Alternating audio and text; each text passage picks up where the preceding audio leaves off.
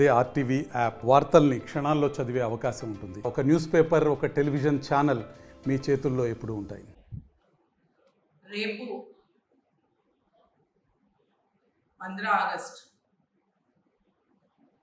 మనకు స్వతంత్రం వచ్చి 77 సంవత్సరాలు పూర్తి కాబోతున్నటువంటి రోజు. నేను మన ప్రజలందరికీ కూడా చేస్తున్నటువంటి విన్నపం,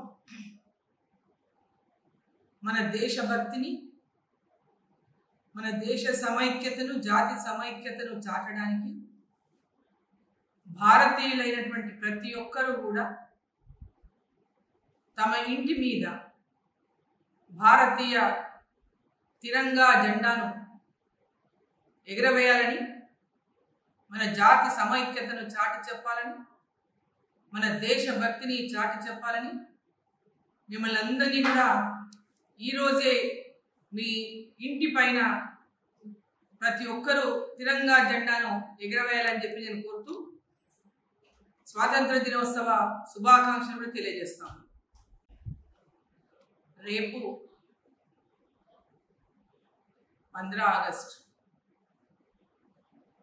మనకు స్వతంత్రం వచ్చి 77 సంవత్సరాలు పూర్తి కాబోతున్నటువంటి రోజు.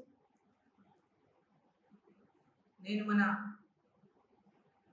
ప్రజలందరికీ కూడా చేస్తున్నటువంటి విన్నపం,